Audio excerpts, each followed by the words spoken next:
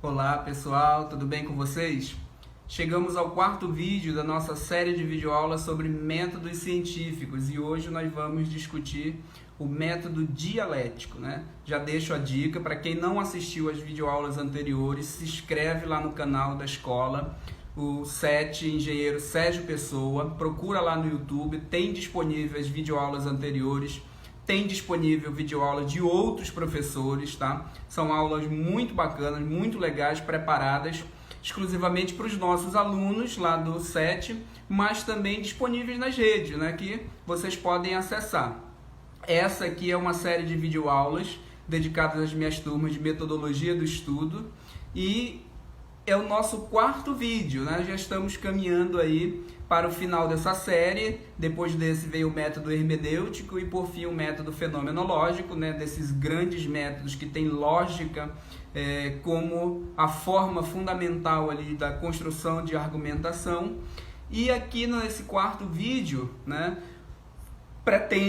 Promete ser um vídeo um pouco longo também. É um tema denso, né? Por isso eu já aconselho vocês a fazer uso aí dos manuais e dos dicionários filosóficos que eu já mencionei, que eu já citei, né, indiquei para vocês.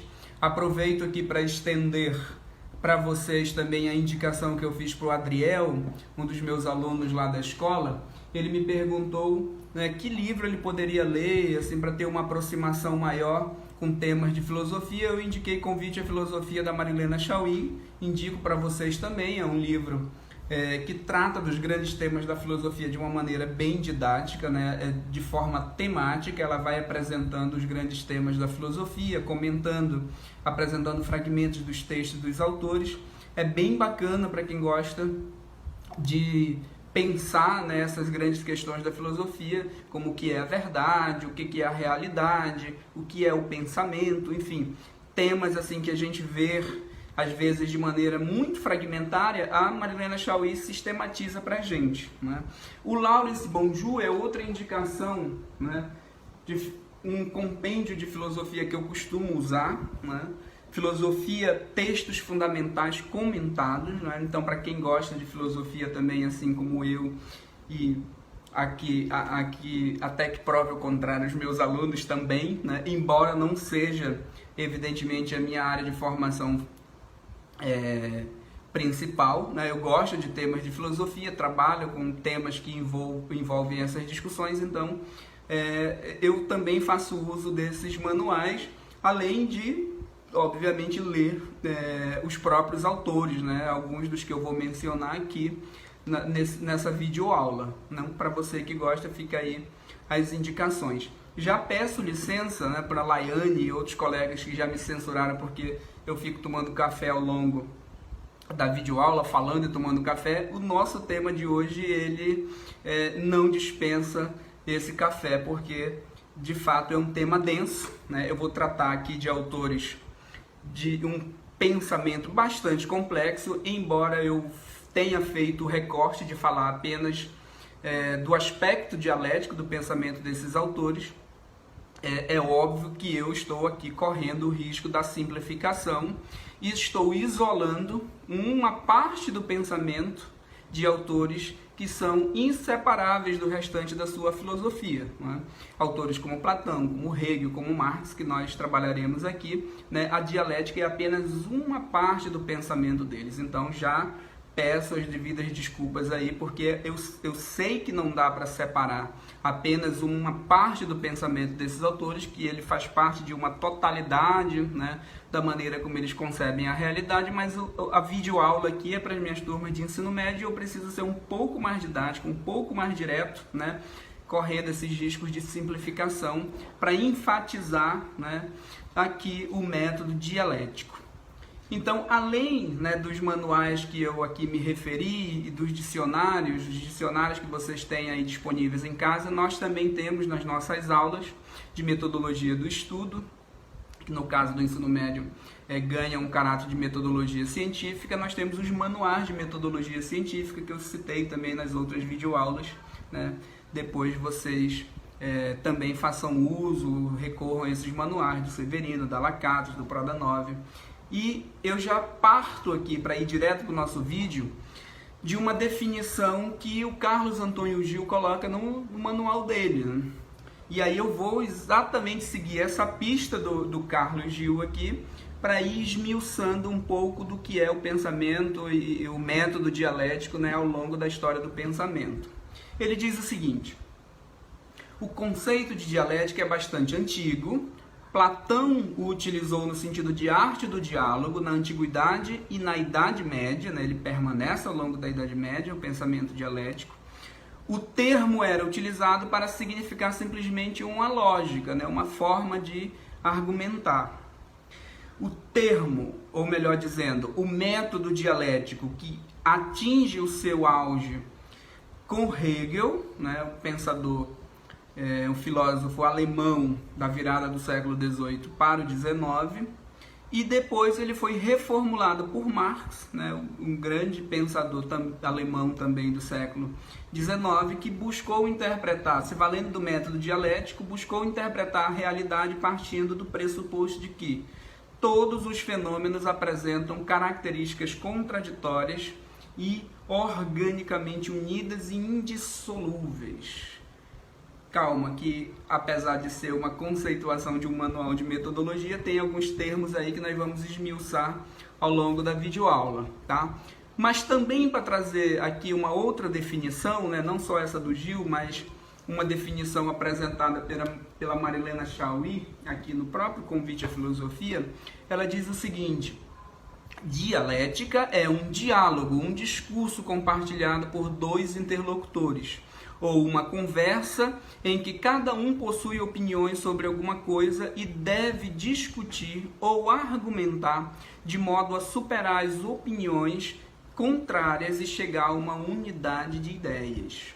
Então, a dialética não é apenas uma discussão infundada. A dialética ela não é apenas uma oposição de duas pessoas que não pensam iguais e que vão ficar discutindo e tentando se convencer e convencer mutuamente de quem está certo e quem está errado, né? A dialética ela pressupõe esse exercício de desprendimento, inclusive, das suas opiniões, das suas ideias, para que se formule no momento seguinte, né, uma unidade de ideias, uma unidade de pensamento, ou uma síntese das duas ideias anteriores, né? A dialética é muito lembrada nessa dinâmica, né, da contraposição de uma tese com uma antítese para gerar uma síntese. Essa definição da Marilena Chauí, ela lembra bastante, né, a maneira como Platão pensava a dialética. Para Platão, lá na Antiguidade grega, a dialética era isso, né? Uma argumentação que se apresentava na forma de um diálogo. Mas de onde é que Platão retira essa ideia, né? Vamos lá pensar também a estrutura por trás, a organização por trás desse pensamento platônico. Primeiro gole aqui do meu cafezinho, porque a viagem é longa. Platão observou dois pensadores anteriores a ele, né? Dois pensadores do período chamado pré-socrático, né? Anterior à escola de pensamento socrática, lá do Sócrates de Atena, que foi mestre de Platão. E esses dois autores eram Heráclito e Parmênides.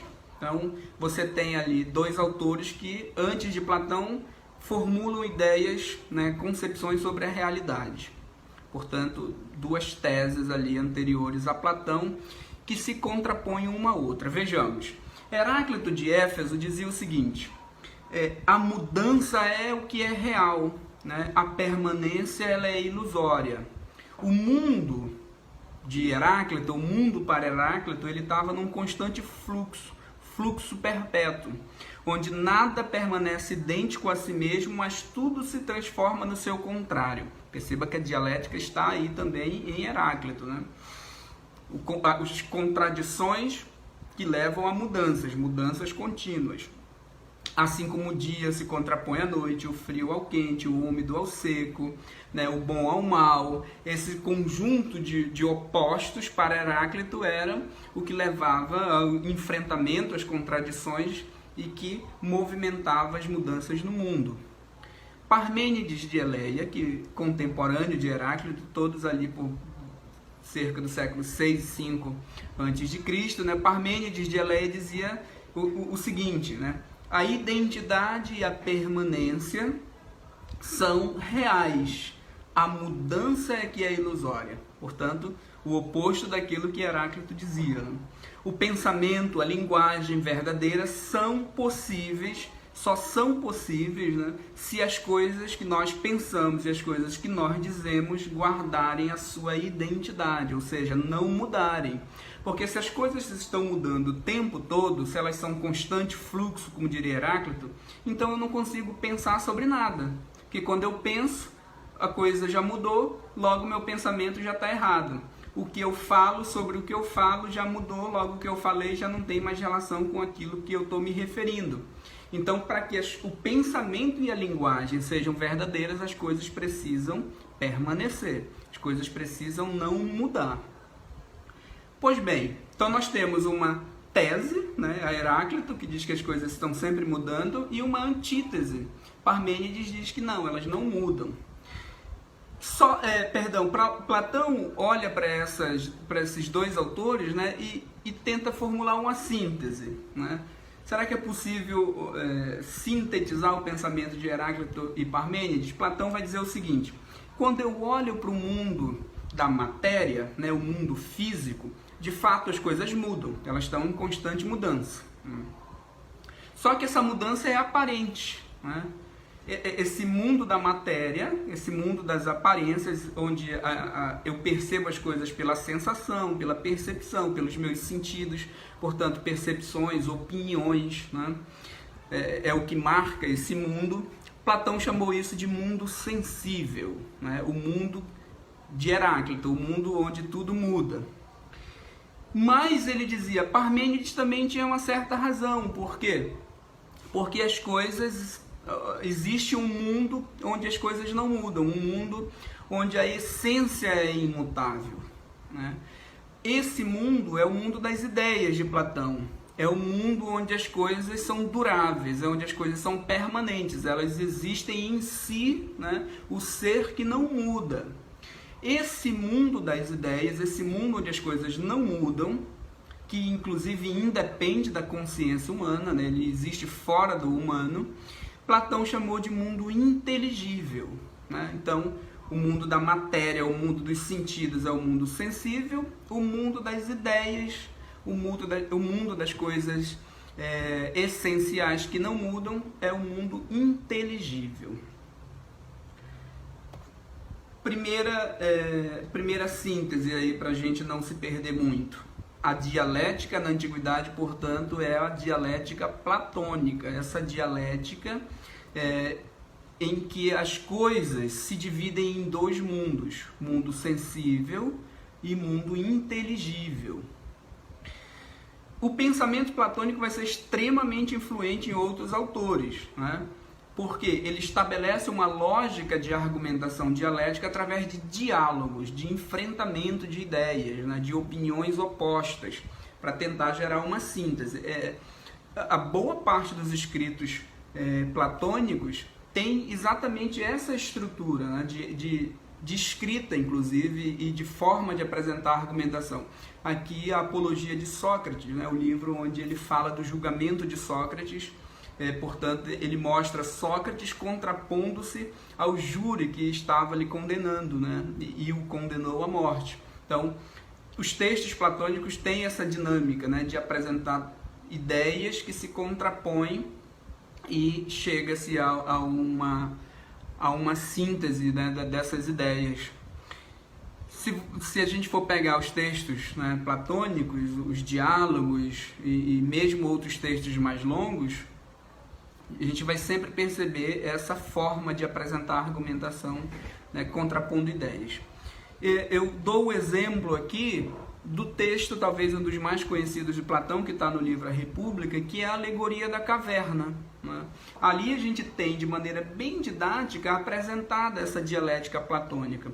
Veja, ele coloca, né, no texto ali Sócrates conversando com Glauco, né, e Sócrates inquirindo Glauco sobre o que seria o conhecimento humano, né? Como é que a gente chega ao conhecimento.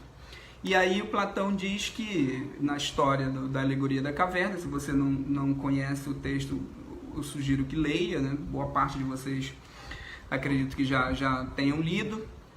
Então, lá Platão diz que os homens nasceram, cresceram, e ele simula essa realidade, né, numa caverna, acorrentados, olhando para o fundo da caverna e vendo apenas as sombras que se projetam. Isso é o mundo sensível de Platão, né? É um mundo onde os homens só percebem a realidade através dos sentidos, mas é um mundo de aparências, né? É um mundo onde as coisas mudam, onde as coisas não são duráveis. Num determinado momento, um dos homens consegue se soltar, né, consegue se libertar das correntes e ele sai da caverna. Essa passagem de dentro da caverna, do mundo das sensações, do mundo das opiniões, do mundo da doxa, né, e o termo grego para isso, né, a opinião, simplesmente, né, oriunda da percepção sensorial do mundo. Essa passagem, essa saída da caverna para fora da caverna, para olhar o mundo, representa aí exatamente essa passagem do mundo das sensações para o mundo inteligível, para o mundo da racionalidade, ou seja, para um mundo da episteme, do conhecimento lógico, argumentativo, construído. Um mundo que, para Platão, é representado pelo mundo das ideias. Isso é um exemplo aí para você entender o que é a dialética platônica com o próprio texto de Platão, né? Mas, como eu disse, o pensamento platônico ele também tem um equivalente ali posteriormente com seu discípulo Aristóteles, só que Aristóteles, diferentemente de Platão, ele não dividia o mundo em inteligível e sensível. Para ele, as mudanças, a dialética, ou melhor, a analítica, que é como ele percebia a realidade, elas se dão, né, a mudança e a permanência se dão no mesmo universo. E é a lógica humana, a analítica, como ele chamava, que vai dar conta de perceber as mudanças e as permanências. Então, Aristóteles não divide o mundo e a realidade, né, em sensível e inteligível. Para ele não existe um mundo de ideias fora do mundo real, né? Essas mudanças e essas permanências se dão no mundo real e é a lógica humana que consegue compreender o que permanece e o que muda. E aí, no período medieval, o pensamento platônico ele vai ser reapropriado ou apropriado por um grande pensador cristão chamado Agostinho, né? Santo Agostinho para os católicos, Agostinho de Hipona, que é um bispo católico que vive por volta do século IV, né, na passagem do século IV para o século V, da era cristã, e ele vai usar essa dialética platônica para pensar as questões cristãs, né? Ele opõe fé e razão, né? Só que no pensamento patrístico, né, dos pais da igreja, que é bem representados aí por Agostinho, a fé, ela sempre está a serviço, ou melhor, a fé, ela sempre sobrepõe a razão, né? A fé está a serviço de responder todas as questões do universo do pensamento cristão, né? Ela explica tudo, né? A razão está sempre subentendida, ela está sempre colocada de maneira a auxiliar a fé, né? Ela portanto, até sendo fiel ao pensamento platônico, ele opõe dois mundos, né? Fé e razão são opostos, mas a fé sempre prevalece. Mais adiante, no século XIII, já na chamada escolástica, né, o pensamento ali cristão, tomando de empréstimo o pensamento aristotélico, a lógica aristotélica com Tomás de Aquino, eles também partiam, né, Tomás de Aquino e todos os outros intelectuais cristãos da escolástica, eles partiam também de um pensamento dialético, só que muito mais aristotélico do que platônico. Por quê? Porque eles não opunham, eles não antagonizavam, eles não separavam, não colocavam em planos opostos, né, fé e razão. Pelo contrário, o esforço deles era tentar provar e tentar demonstrar que elas são conciliáveis. Então eles tentam, né, explicar o pensamento cristão usando fé e razão. Eu vou citar um trecho aqui de Tomás de Aquino, retirado aqui do manual do Lawrence, que eu já apresentei para vocês. Um trecho curto da Suma Teológica de Tomás de Aquino, só para demonstrar como que ele usa a dialética na argumentação religiosa. A pergunta que ele quer responder na Suma Teológica é se Deus existe, né? E aí ele primeiro apresenta as objeções, né, os argumentos contrários à existência de Deus, para depois dialeticamente responder essas objeções e demonstrar que Deus existe. Mas eu vou ler só a objeção aqui. Diz Tomás de Aquino na Suma Teológica: parece que Deus não existe, porque se um de dois contrários fosse infinito, o outro seria totalmente destruído. Contudo, o nome Deus significa que ele é bondade infinita. Se, portanto, Deus existisse, não haveria nenhum mal a ser descoberto. Porém, há o mal no mundo. Portanto, Deus não existe. Essa argumentação de que se o mal existe, Deus não existe, é uma argumentação dialética, não é?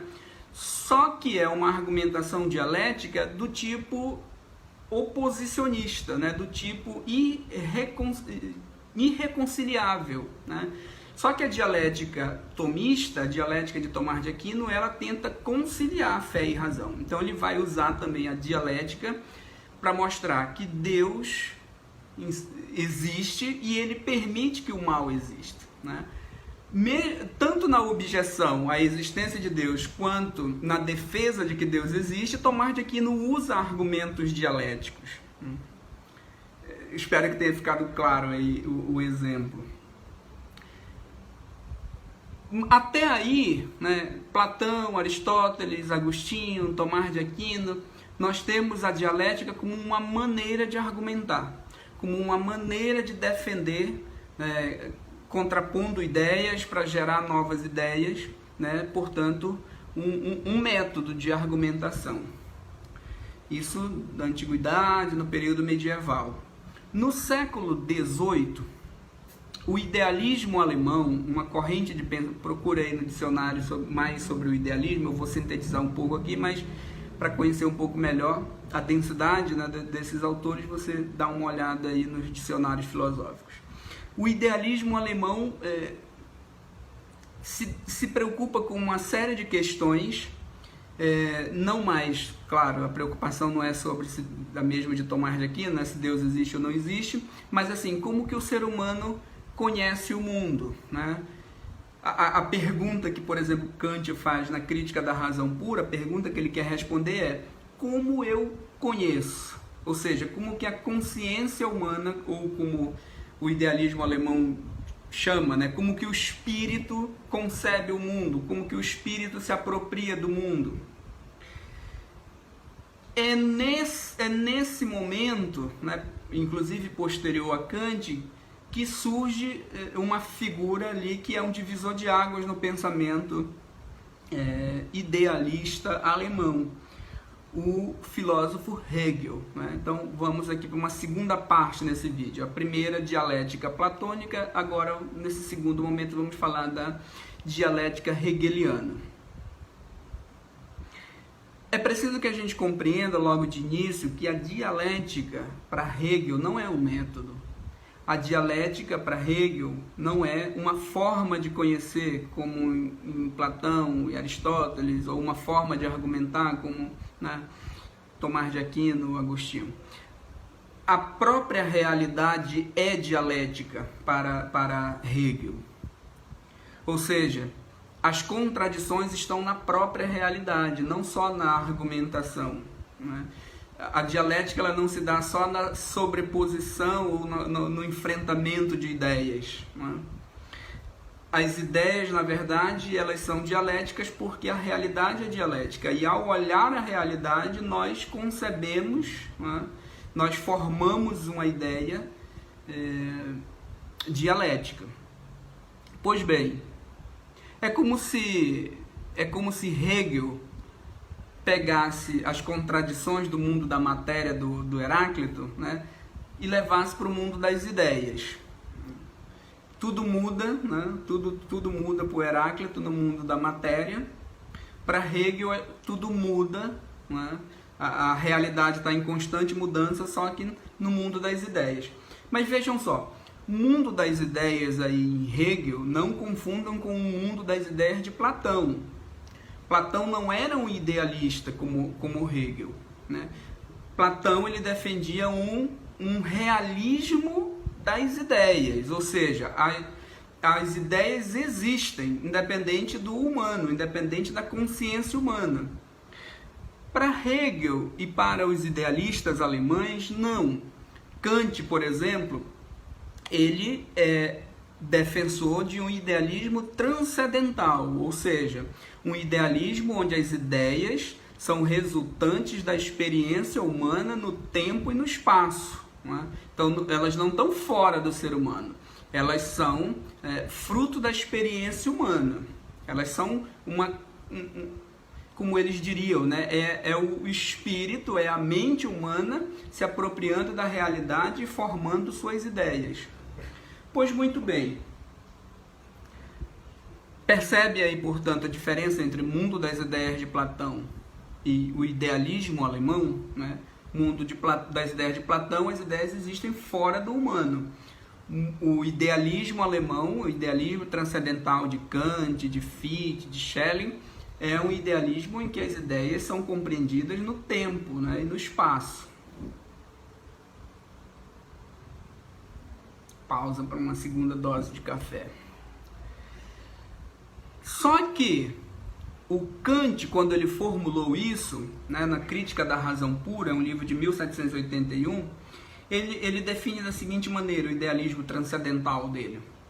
Chamo de idealismo transcendental de todos os fenômenos a doutrina segundo a qual nós os consideramos, sem exceção, como simples representação, como simples representações, e não a coisa em si. O que Kant chamava de fenômeno é exatamente a minha percepção do real, né? É a ideia, né? É aquilo que a inteligência humana consegue compreender de um objeto, da realidade, né, que se apresenta. Isso é fenômeno, né? O idealismo transcendental de Kant, portanto, nos diz que a coisa em si, ou seja, a essência das coisas, ou o número, né, como ele dizia, o número, a essência, a coisa em si, não é dada à compreensão humana, que ela é limitada, né? Mas os fenômenos sim, ou seja, a aparência das coisas, o modo como ela se apresenta para nós, isso era possível. Só que para isso, né, ele precisava de certas categorias, né, de categorias que ele chamava de categorias a priorísticas, né? O Hegel não se satisfez com isso. Para Hegel isso era pouco, né? A pergunta como que eu compreendo, para Hegel, precisava, antes de ser respondida, né, responder o que é a própria consciência humana, como é que ela nasce, né? Se a consciência é o que se apropria do mundo, né, e forja as suas ideias a partir da sua relação, da sua experiência com o mundo, e o que é a consciência então? Essa é a grande questão de Hegel, e aí nós vamos entrar, né, na questão dialética hegeliana. Isso ele desenvolve num livro chamado Fenomenologia do Espírito ou a Ciência da Experiência Consciente. Fenomenologia do Espírito é dos livros assim mais densos, talvez, do pensamento filosófico de todos os tempos, né? Um livro de 1807. E a grande pergunta aí de Hegel é: o que é a consciência, né? Para que depois ele possa ir para a questão kantiana de como que eu conheço o mundo, como que eu posso conhecer. Ele quer responder primeiro o que é a consciência. Por quê?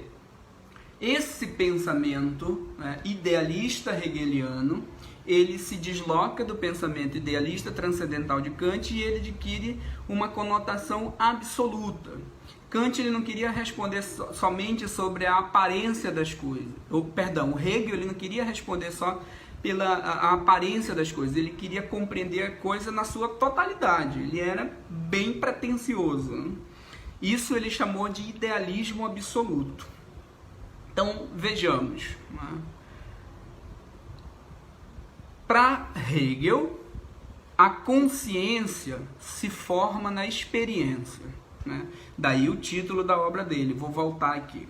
Fenomenologia do espírito, né? Espírito, entendo aí a mente, a consciência humana. Fenomenologia do espírito ou a ciência da experiência consciente. Então não existe ideias fora do mundo humano, como lá em Platão. A experiência forja a consciência, né? Em Hegel. Essa consciência se dá na experiência. Portanto, vamos lá. Consciência se forma na experiência, entendido experiência aqui como a relação do espírito com a realidade. Ou seja, essa experiência se dá no tempo e no espaço. E como a realidade, eu disse antes, né, como a realidade para Hegel ela é dialética, a consciência se forma dialeticamente. Vou dizer de maneira mais simples, que eu sei que está ficando bastante rebuscado, né? Ideia para Hegel não é sinônimo de opinião. É um conhecimento resultante da experiência consciente do espírito, do ser que conhece. Percebe? Às vezes, quando você lê um autor, principalmente se ele tem uma influência materialista, geralmente ele costuma passar assim, de maneira muito superficial, muito rápida, pelas teses hegelianas, né? E aí a gente fica com a impressão que ideia, ideal, é uma coisa deslocada da realidade, né, do mundo material, e não são, né? Há aí uma certa simplificação do pensamento hegeliano. A consciência, ela é resultante da experiência. Só que, claro, a ênfase maior do pensamento hegeliano são nas ideias, mas não são ideias deslocadas do mundo real, do mundo material, né? Essa coisa assim de que a ideia muda o mundo, né? De que basta mentalizar que as coisas... Isso não é de Hegel, né? Isso é coisa mais contemporânea, né? O Hegel não era um sujeito alienado, né? Que vivia no mundo das ideias, né? Ou que a ideia muda o mundo. Não é isso. É que a concepção hegeliana de consciência, né, ela se forja na experiência, mas ele analisa, ele discute essa construção, né, muito no campo das ideias. E aí os materialistas tendem a criticar esse pensamento hegeliano, tá? Mas não vamos esvaziar aí, até porque depois, quando nós formos para a terceira parte, nós vamos ver as críticas ao pensamento hegeliano. Mas antes de criticar, é preciso que a gente entenda primeiro, né, a complexidade, a dimensão, a profundidade do pensamento de um autor como Hegel. Vamos lá, uma síntese aqui da dialética hegeliana, para ficar mais claro, ou pelo menos tentar, né? A base teórica do pensamento dialético hegeliano é a ideia de um idealismo absoluto, né? De tentar compreender a realidade dialeticamente, e como que, ao olhar para essa realidade que se apresenta contraditória, né, dialética, eu forjo uma consciência na experiência que me leva a uma compreensão muito maior, né, de questões muito mais profundas. Por isso o pensamento de Hegel, ele se mostra de maneira dialética e teleológica, porque tudo que acontece, todas as contradições, todas as transformações, elas se encaminham para algo. Nós vamos já entender o que seria esse raciocínio teleológico, né? Mas aí o pensamento hegeliano, né, esse pensamento dialético hegeliano do mundo das ideias, que, volto a insistir, não está deslocado, descolado do mundo material, real, concreto, né? Ele tem influência imensa em áreas como o direito, né, como as artes. Hegel foi um autor extremamente profícuo, né, escreveu sobre direito, sobre política, sobre história, sobre arte, né, até mesmo sobre educação. Você tem ali uma influência do pensamento hegeliano, né, nessas áreas, quase todas hoje nós conhecemos como áreas das ciências sociais e humanas. Né. Vamos lá, para a gente entender ainda essa dinâmica da dialética e da teleologia do pensamento hegeliano, a gente precisa contrapor o pensamento hegeliano ao pensamento kantiano, o idealismo transcendental de Kant e o idealismo absoluto de Hegel. Como eu disse, né, Kant ele escreveu em 1781 uma obra intitulada Crítica da Razão Pura. Nessa obra, Kant defende a autonomia moral e autodeterminação do indivíduo, né, dos sujeitos, através da reflexão moral, do progresso moral, como ele chamou na ideia de uma história universal, de um ponto de vista cosmopolita, um outro livro dele. Né. Kant, como um pensador iluminista, né, ligado ao movimento do esclarecimento na Alemanha, ele parte da ideia do progresso. E onde é que se dá o progresso humano para Kant? É o progresso moral, né? Por princípios universais, por princípios que conectam interesses individuais a interesses coletivos, né? Não existe progresso individual para Kant, existe um progresso dentro de uma ideia de história universal, onde o progresso moral garanta o progresso do coletivo. Num outro livro, Crítica da Razão Prática, já um livro de 1788, Kant discute a questão do raciocínio prático, ou seja, o indivíduo, o raciocínio individual, né? E ele observa que o mundo ele é uma arena de disputa, né? Onde essa consciência, essa moral, né? Ela às vezes, de maneira colocada individualmente, se choca com os interesses coletivos. Então nós temos ali um certo impasse no pensamento kantiano, né?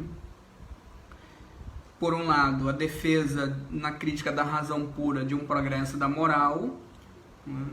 A partir de princípios universais do progresso coletivo, mas ao mesmo tempo, no crítica da razão prática, ele percebe ali que o indivíduo ele está num campo de disputa, uma arena de disputa, o mundo é isso, né?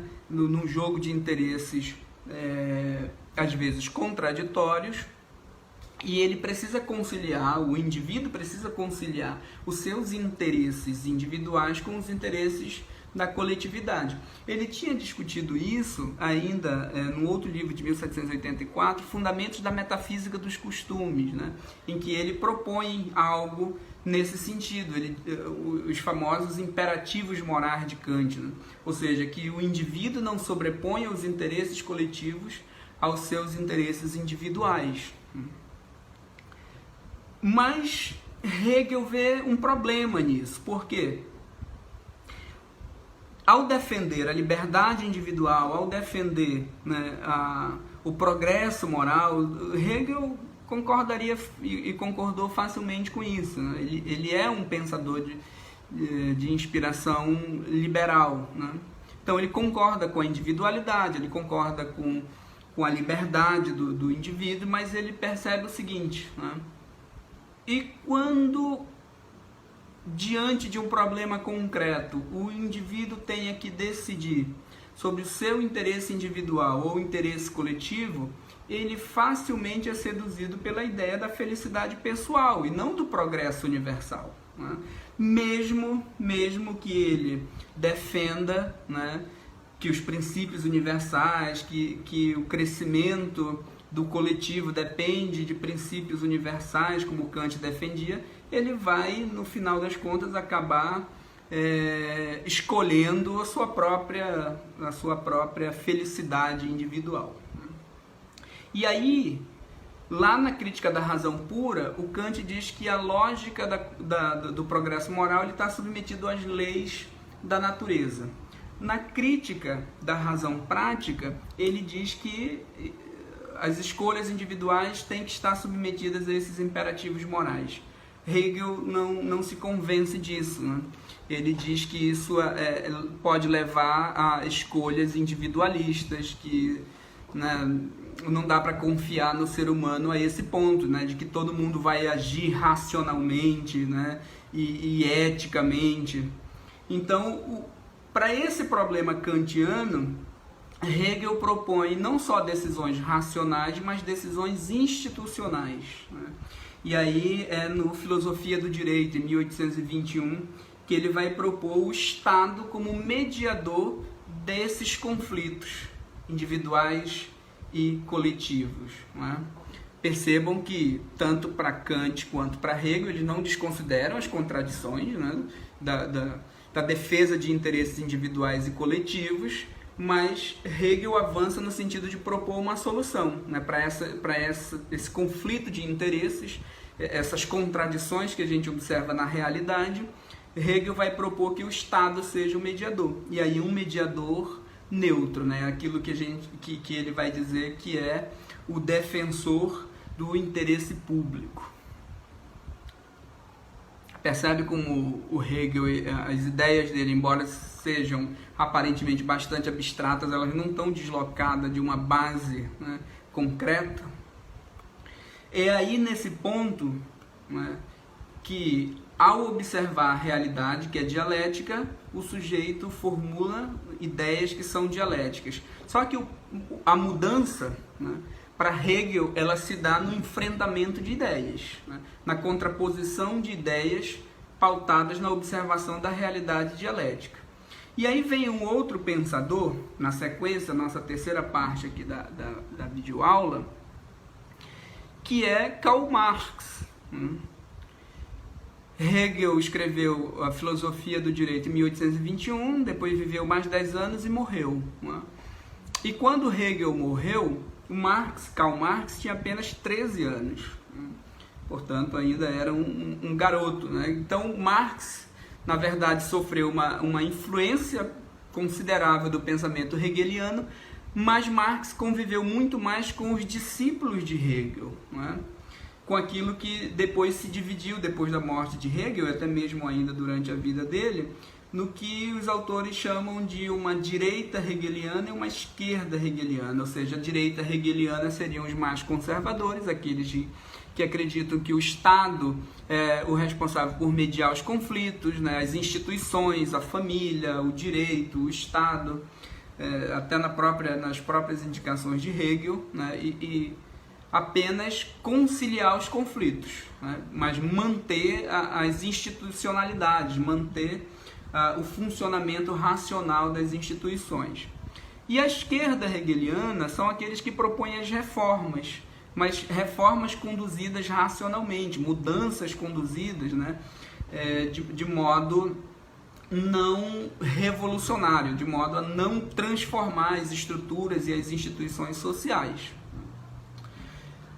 Karl Marx vai estar ligado, num primeiro momento, a essa esquerda hegeliana, né? Ele vai dialogar com os autores e com os pensadores do seu tempo, né, que estavam mais alinhados a esse pensamento da esquerda hegeliana. Mas Marx também se distancia da esquerda hegeliana, pelo menos em duas questões fundamentais já de início. Por exemplo, a hipótese idealista. A hipótese idealista de que o progresso e a liberdade racional levaria a uma revolução intelectual, ou seja, a mudanças que são sempre racionalmente conduzidas. E, segundo, a tese de que o Estado ele é o árbitro universal e neutro dos conflitos sociais, que era assim que Hegel pensava o Estado. Essa segunda questão, né, a ideia de que o Estado é o árbitro universal e neutro, o Marx rebateu num texto de 1844, chamado Filosofia do Direito, Contribuição à Crítica da Filosofia do Direito de Hegel, onde ele expõe a não neutralidade do Estado. Por quê? Nos conflitos, o Estado ele preza pela propriedade privada, né? Logo ele toma partido. Logo, ele defende interesses da burguesia, daqueles que são donos dos meios de produção, na linguagem marxiana. O banco, terras, fábricas, né, a propriedade privada dos meios de produção. O Estado defende, né, a propriedade privada. Então, Marx começa a perceber já ali em 1844 que o Estado não é neutro, como Hegel dizia. Mas essa segunda questão, né, essa virada, né, da hipótese idealista hegeliana é o que mais nos interessa aqui. Porque, embora Marx tenha sido influenciado pela dialética hegeliana, e é uma influência que se mantém, né, ao longo de toda a trajetória de Marx, né, tem alguns autores que dividem, né, o jovem Marx e o Marx maduro. Né. Na verdade, tem outros autores que mostram que essa influência de Hegel, ela permanece, né? Não só na fase do chamado jovem Marx, ela permanece sempre, né, no pensamento marxiano. Só um parênteses, né? Eu estou chamando aqui de ideias marxianas, dialética marxiana, só para marcar um lugar e dizer que eu estou me referindo às ideias do próprio Marx, né?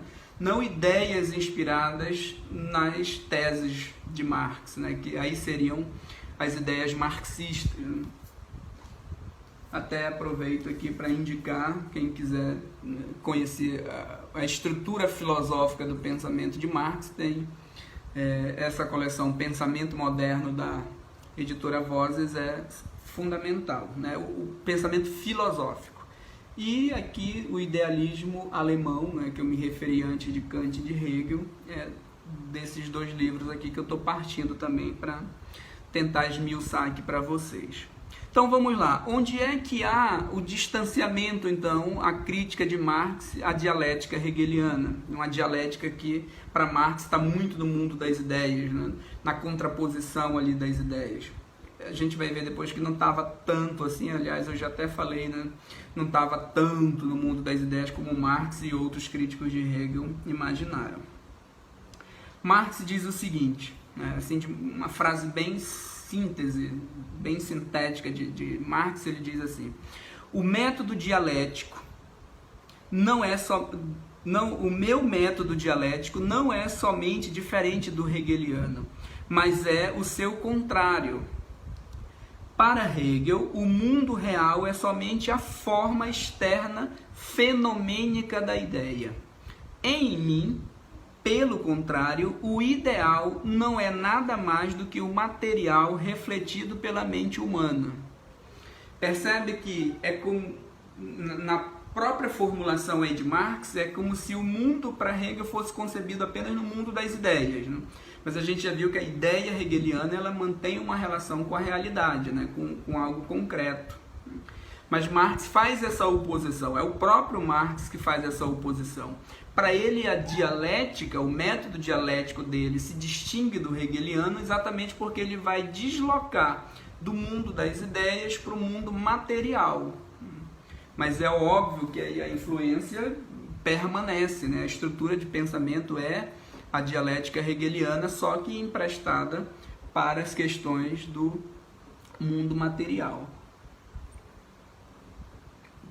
Vou citar aqui uma outra passagem de um dos livros fundamentais do pensamento marxiano, o Grudrins, que são notas, né, dos anos de 57 até os anos 60, que Marx, notas de pesquisa, que depois substanciaram a construção da obra fundamental de Marx, o Capital.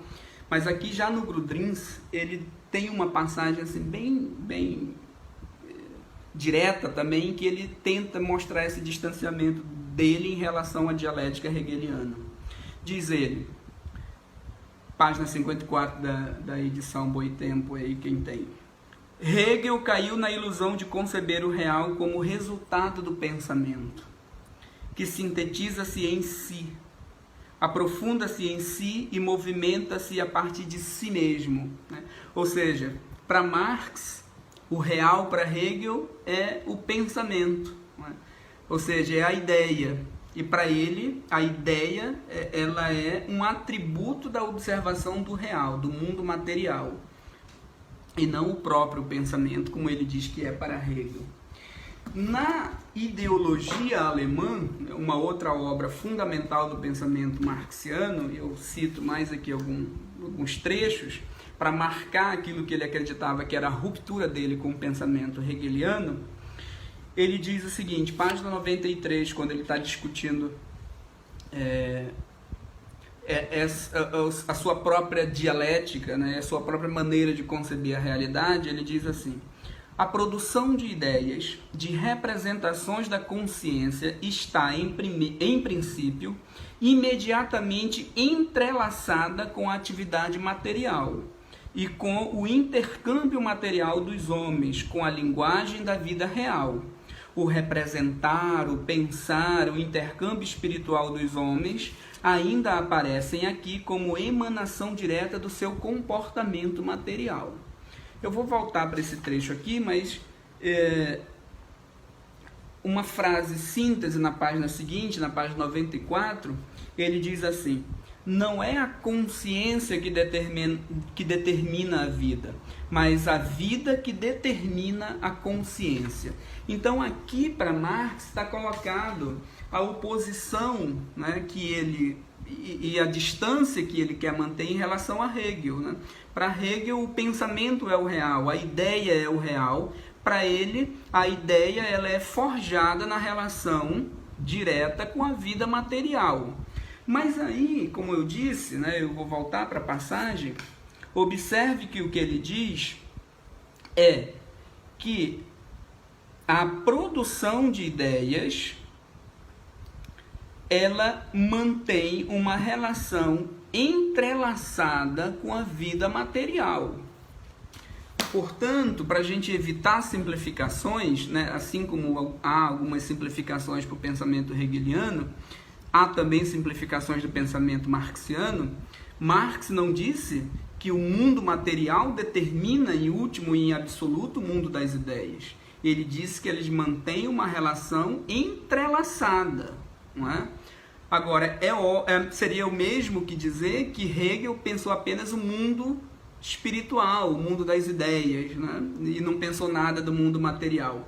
A mesma coisa seria dizer que Marx só pensava a materialidade das coisas e não pensava no mundo das ideias, né? Seriam duas simplificações de ordens opostas. É óbvio, é claro, a ênfase da dialética hegeliana é na questão idealista, né? E a ênfase do pensamento marxiano, a dialética hegeliana, se desloca para as questões materialistas. Então vamos lá. Mas eles dois estão ali em diálogo permanente, né? E o que seria esse materialismo marxiano? De onde é que ele retira essas ideias, né? Vem da influência de um livro de um outro pensador alemão ligado à esquerda hegeliana, Ludwig Feuerbach. O livro A Essência do Cristianismo, um livro de 1841, foi um livro que influenciou bastante, inclusive a leitura que Marx fez de Hegel. Por quê? Porque Feuerbach, ele usa a dialética, né, ele pega a dialética hegeliana, mas não para pensar as questões da historicidade da consciência, né, das representações, das ideias. Ele quer pensar a dialética do sujeito, ou seja, aquilo que ficou conhecido como uma antropologia, uma antropologia materialista, né? E aí o Feuerbach, ele é responsável pela ideia de que o humano é um animal que consegue projetar através da consciência um mundo ideal.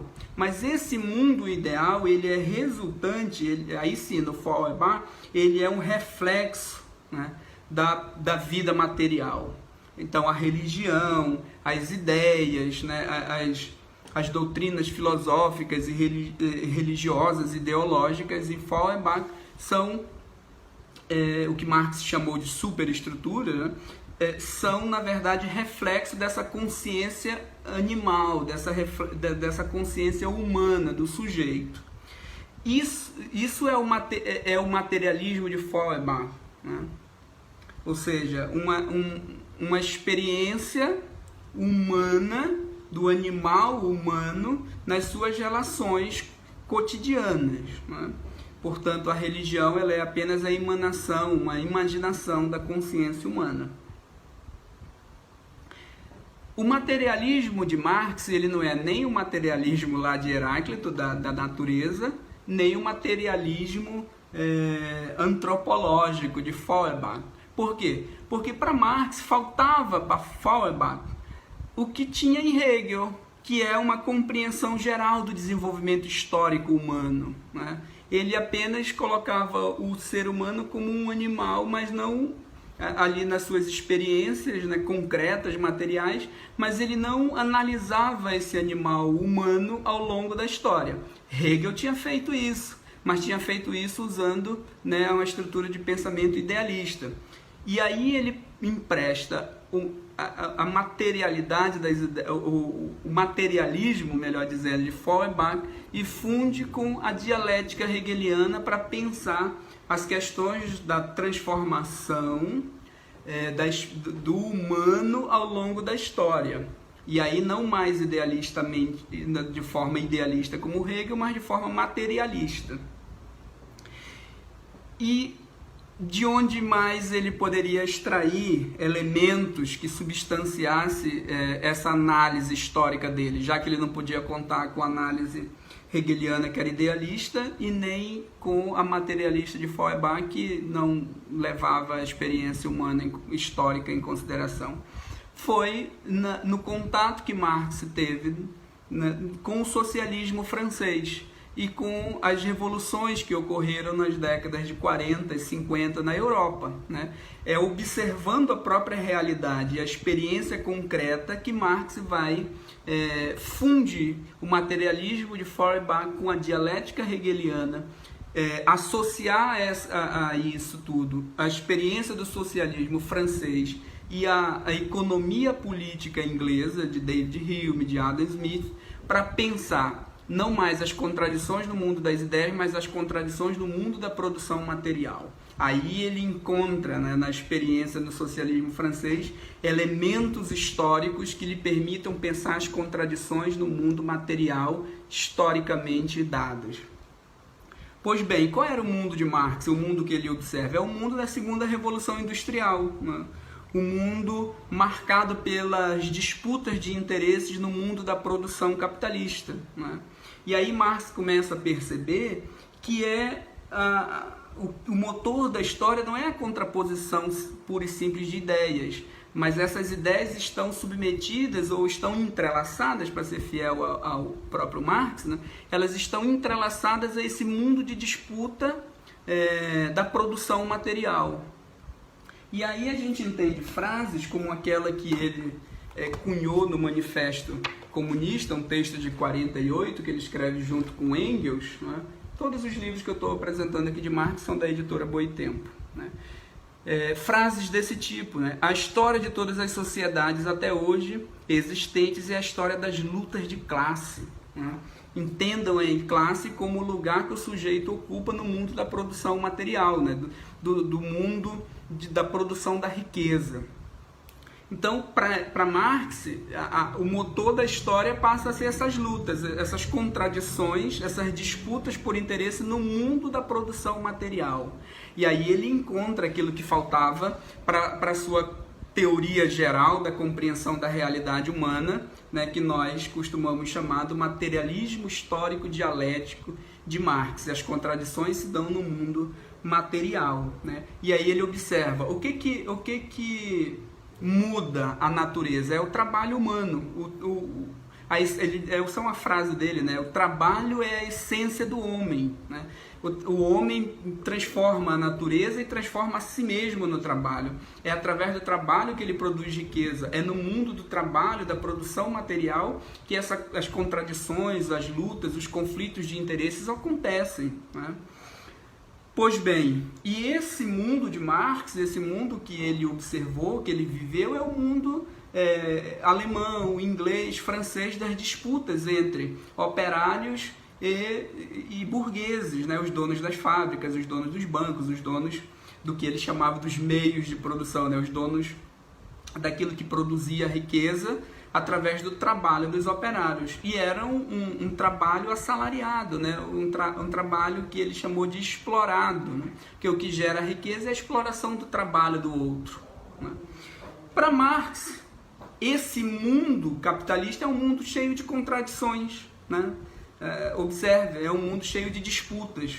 E essas lutas, essas disputas é o que move a história. A luta de classe é o que move a história. E como esse mundo capitalista que Marx observou é um mundo onde há muita injustiça, né? É um mundo que há exploração, ele diz que enquanto houver exploração do homem pelo homem, não haverá liberdade plena, não haverá autonomia, não haverá todas aquelas coisas que Kant e Hegel diziam, né? É preciso superar essas contradições, né? E aí também tem um elemento teleológico no pensamento marxiano, né? Para uma sociedade futura onde essa exploração e essas contradições não mais sejam possíveis. Mas aí a gente entraria num outro nível de argumentação, numa outra parte do pensamento marxiano que ele desenvolve em obras, né? Como o Capital, né? Essa luta, né, no mundo do trabalho entre trabalhadores e operários, a exploração, a mais-valia, né, produção de riqueza, isso tudo é um mundo à parte, é uma outra coisa, né? Espero que a dialética marxiana tenha ficado clara, né? A marcação, a separação do pensamento marxiano, essa virada do pensamento marxiano para uma dialética materialista da dialética idealista hegeliana, né? Assim como a dialética platônica e de outros autores que vieram, né, no período antigo, né?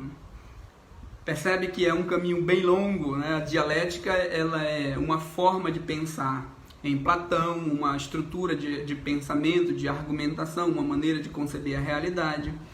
Para Hegel, a própria realidade é dialética e, portanto, a ideia que eu tenho do mundo, que o espírito, que a consciência tem do mundo é dialeticamente forjada, né?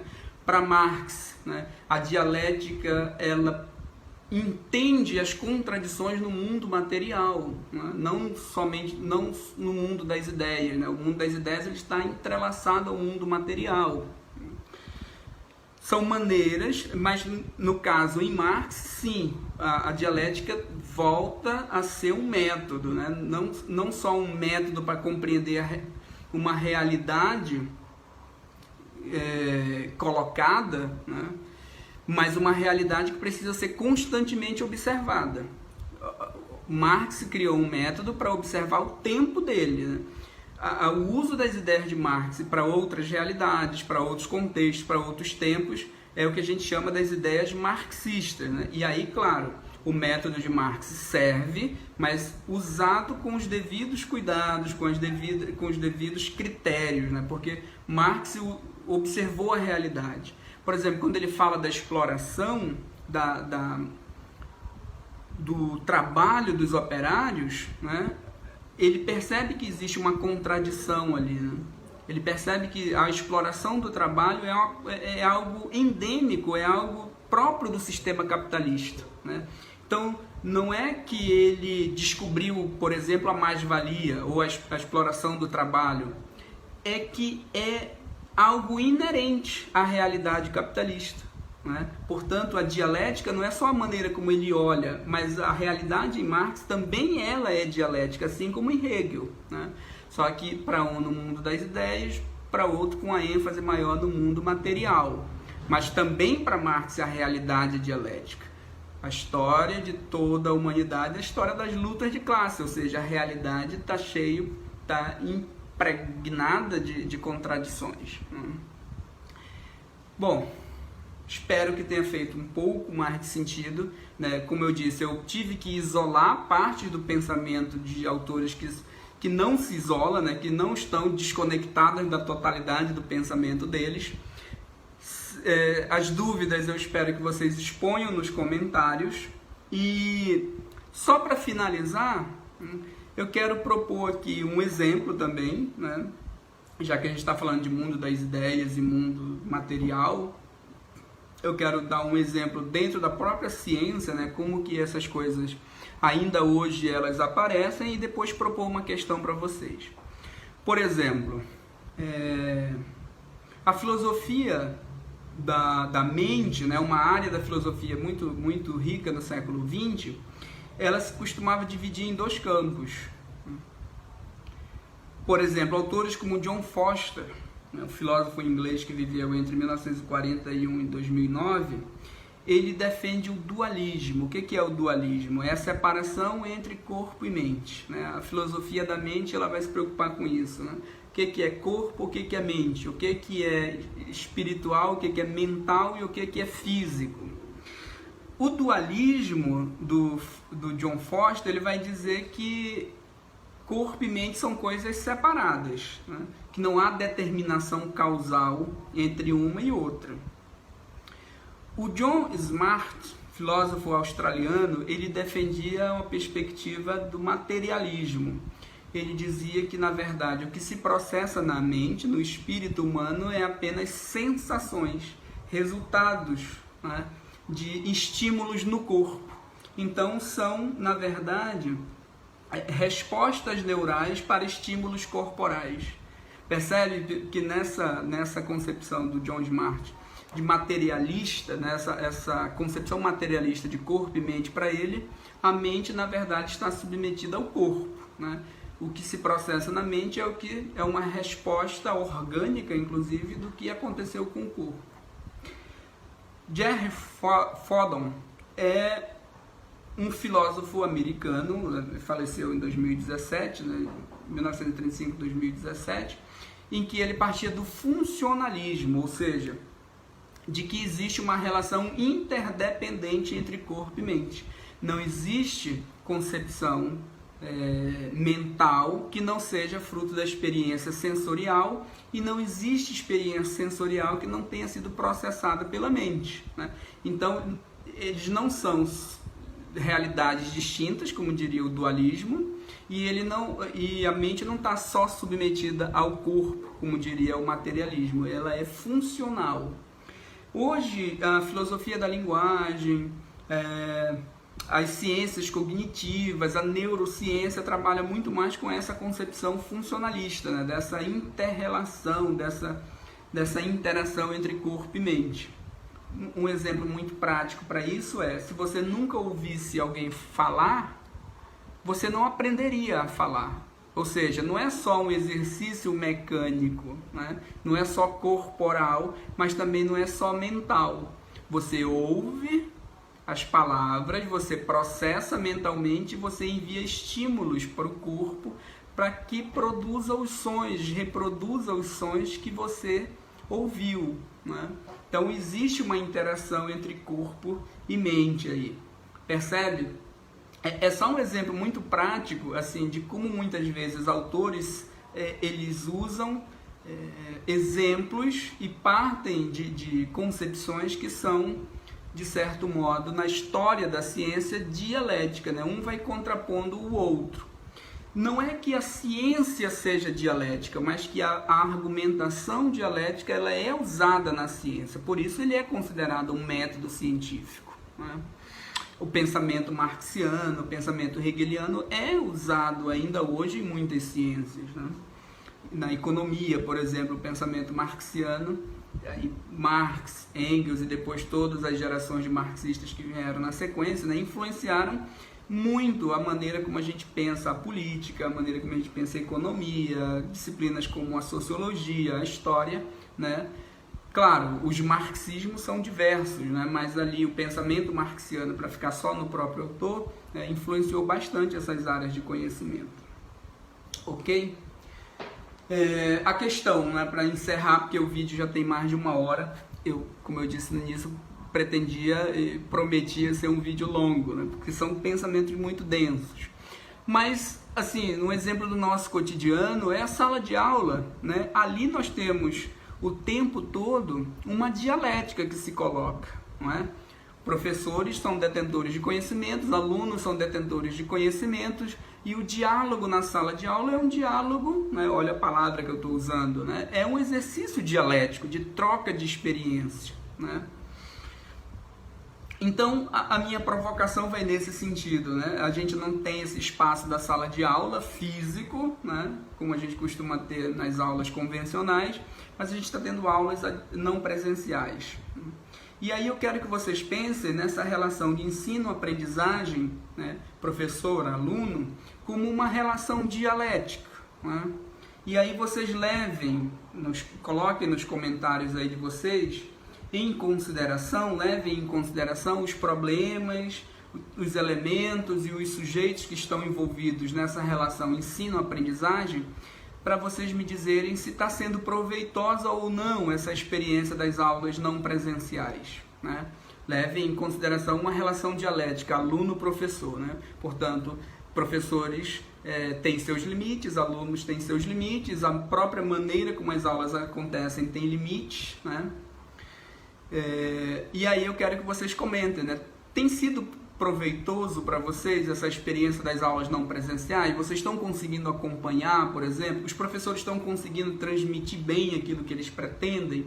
Vocês estão conseguindo discutir, assimilar, pensar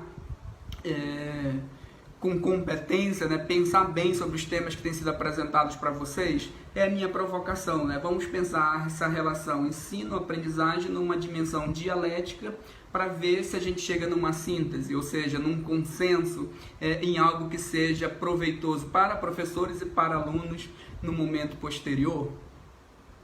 Beleza! Espero que tenha ficado bacana esse vídeo, que vocês compreendam bem aí o método dialético e a minha proposta aqui com vocês.